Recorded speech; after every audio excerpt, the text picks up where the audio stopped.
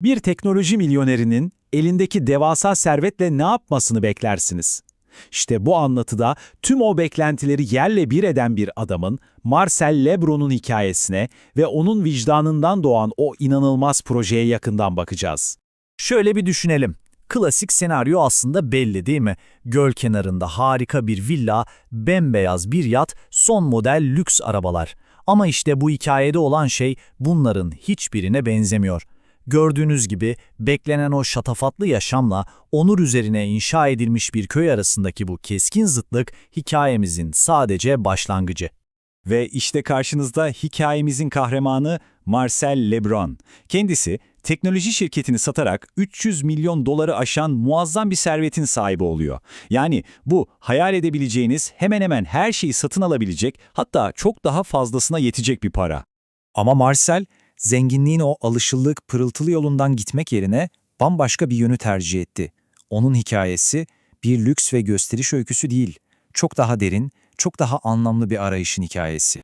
Ekranda gördüğünüz bu rakam çok önemli. Marcel o devasa servetinden tam 4 milyon doları bizzat kendi cebinden çıkararak işe koyuluyor. Bakın bu sıradan bir bağış değil. Bu kişisel bir adanmışlığın, bir inancın en somut ilk adımı. İşte bu adanmışlık 12 Komşu adında bir projeye hayat veriyor. Nedir bu proje? Amacı sokakta yaşamak zorunda kalan insanlara sadece geçici bir sığınak sağlamak değil, onlara hayatlarının sonuna kadar benim evim diyebilecekleri kalıcı, güvenli yuvalar sunan, kâr amacı gütmeyen bir topluluk. Ve projenin kalbinde yatan felsefe de tam olarak bu. En kritik nokta birilerine acıdığınız için yardım etmek değil, insanların onurunu, öz saygısını merkeze alan bir topluluk yaratmak. İşte bu ayrım gerçekten de her şeyi değiştiriyor. Peki, onur gibi soyut bir kavramı nasıl somut hale getirmişler? İşte böyle. Her bir evde tam donanımlı bir mutfak, kişiye özel bir banyo, rahat bir yatak ve hatta internet var. Üstelik maliyetleri düşürmek için güneş panelleri bile düşünülmüş. Yani bunlar dört duvardan ibaret değil. Bunlar gerçek birer yuva. İşte bu cümle aslında bütün bakış açısını özetliyor. Bu projede insanlar birer istatistik, çözülmesi gereken sosyal bir sorun olarak görülmüyor. Aksine topluluğun bir parçası, birer komşu olarak kabul ediliyorlar. Ama Marcel bununla da yetinmemiş. Sadece evler inşa etmek yeterli değil. Projenin tam kalbine bir topluluk merkezi kurmuş. İnsanlar burada sadece barınmıyor, aynı zamanda çalışıyorlar, bir şeyler üretiyorlar, kendi paralarını kazanıyorlar ve belki de en önemlisi kaybettikleri öz saygılarını adım adım yeniden inşa ediyorlar. Bu durum bizi o çok bilinen felsefi soruya getiriyor, değil mi? Bir insana yardım etmenin en doğru yolu nedir? Ona doğrudan bir balık vermek mi yoksa balık tutmayı öğretmek mi? İşte Marcel Lebron'un bu klasik tartışmayı bambaşka bir boyuta taşıyan o müthiş cevabı. Diyor ki, ben onlara ne balık vermek ne de balık tutmayı öğretmek istiyorum. Ben onlara ömür boyu onurlarıyla balık tutabilecekleri bir göl vermek istiyorum.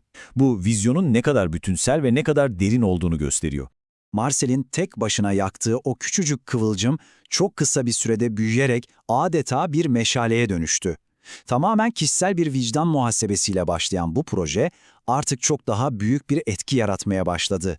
O ilk kıvılcımdan sonra hükümet de projeyi fark edip destek oldu ve programı daha da büyütmek için 12 milyon doların üzerinde bir fon sağladı. Ama şunu unutmamak lazım, her şey tek bir insanın o cesur ilk adımıyla başlamıştı. Şimdi gelin Marcel'in o en başta kendi cebinden koyduğu 4 milyon doların ne anlama geldiğine biraz daha farklı bir açıdan bakalım. Bu karşılaştırma gerçekten çok çarpıcı. Bu tablo gerçekten insanı düşündürüyor. Bakın 99 ailenin hayatını tamamen değiştiren bir köyün toplam maliyeti tek bir lüks arabanın ya da gösterişli bir partinin maliyetiyle neredeyse aynı. Bu yaptığımız tercihlerin ne kadar devasa farklılıklar yaratabileceğinin en somut kanıtı. Marcel Lebron'un hikayesi aslında bizi çok daha büyük bir soruyu sormaya itiyor. Kaynak metninde işaret ettiği gibi bir anında düşünün. Dünyadaki her milyarder servetinin sadece ama sadece %1'ini bu tür projelere ayırsaydı ne olurdu? Cevap gerçekten de baş döndürücü. Kaynağın belirttiğine göre servetlerin o küçücük %1'lik dilimiyle dünyadaki evsizlik sorunu tamamen bitirilebilir, hayatta kalmak için çalışmak zorunda olan çocukların emeği sömürülmekten kurtarılabilir ve hastanelerde yatak olmadığı için yaşanan ölümlerin önüne geçilebilirdi. Potansiyel etki gerçekten akıl alır gibi değil. Marcel'in izlediği yol aslında son derece net ve basit değil mi? Servet sahibi oldu, bir seçim yaptı, kendi parasıyla harekete geçti ve kimseden izin ya da onay beklemeden bir topluluk inşa etti. Komitelerin toplanmasını, hibelerin onaylanmasını ya da medyanın ilgisini beklemedi, sadece yaptı. Ve bu da hikayenin belki de en can alıcı ahlaki dersi. Kaynak metinde de altı çizildiği gibi bir insanın onuruna yapılan en küçük yatırım bile lükse ve gösterişe harcanan tonlarca altından çok daha ağır, çok daha değerlidir. Sonuç olarak bu hikaye sadece Marcel Lebrun hakkında ilham verici bir anlatı değil aslında. Bu hikaye spot ışıklarını doğrudan bize, kendi yaşadığımız toplumlara ve kendi yaptığımız seçimlere çeviriyor. Ve işte o kaçınılmaz son soru, para açısından bu kadar zengin ama cesaret açısından belki de o kadar fakir olan bu dünyada biz kendi şehirlerimizde böyle bir onur köyünü ne zaman inşa edeceğiz? İşte bu hepimizin üzerinde uzun uzun düşünmesi gereken bir soru.